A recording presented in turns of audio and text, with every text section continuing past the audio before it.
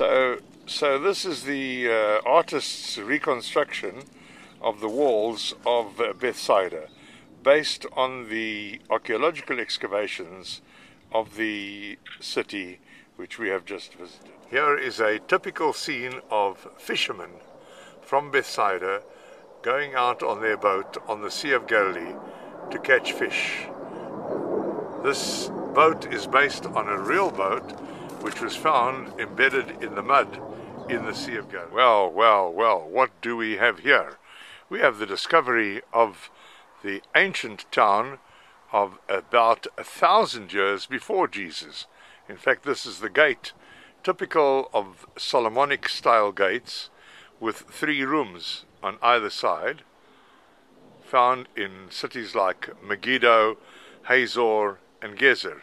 Here we find the same kind of construction. So here we have an amazing bit of information that this town was really inhabited constantly, all the time, from the time of the first temple until the time of the second temple, at the time of Jesus.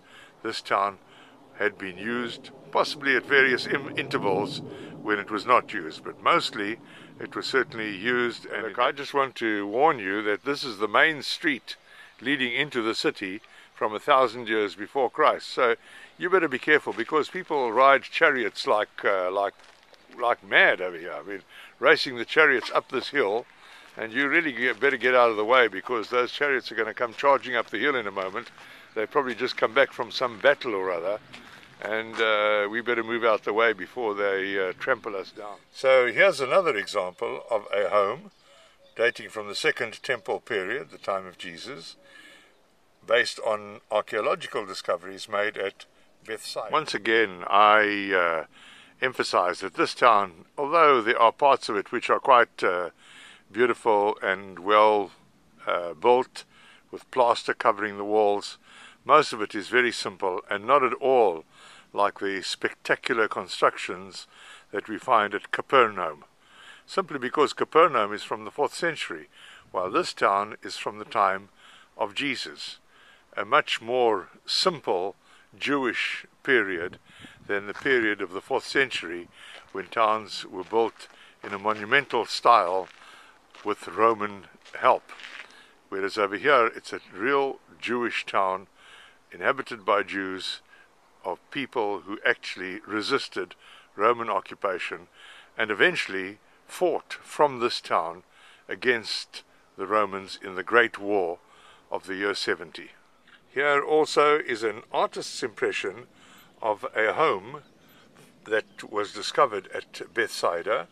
It's a reconstruction, of course, but it shows you very clearly what a home would have looked like in Bethsaida round about the time of Jesus, and perhaps also a little bit later. This is a beautiful view that one gets standing on the hilltop of Bethsaida.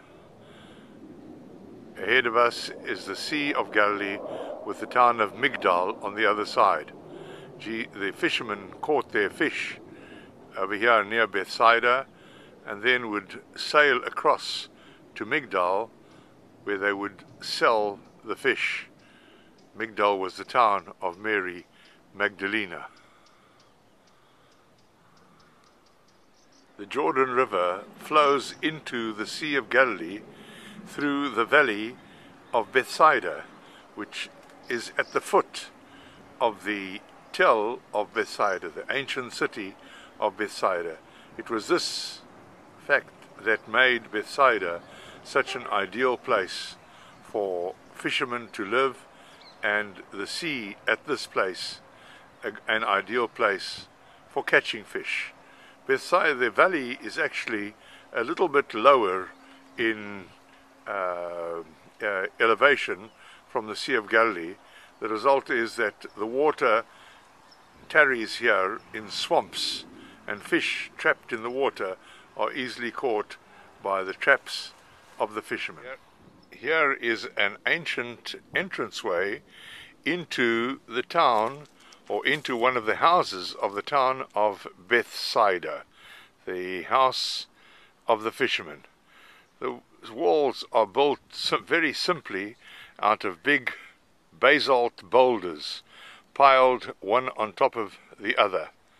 And sometime in the course of the last 2,000 years, probably in the great earthquake of the 8th century, the town crumbled to pieces and then remained unknown and covered with rubble until it was discovered by archaeologists in 2000. On the top of the hill, opposite Bethsaida, on the other side of the valley of Bethsaida, is the little new Israeli village of Chorazim, and the hill, of course, known as the plateau of Chorazim, another town famous in the New Testament for the speech made by Jesus regarding the fact that the people of these towns did not listen to his preaching.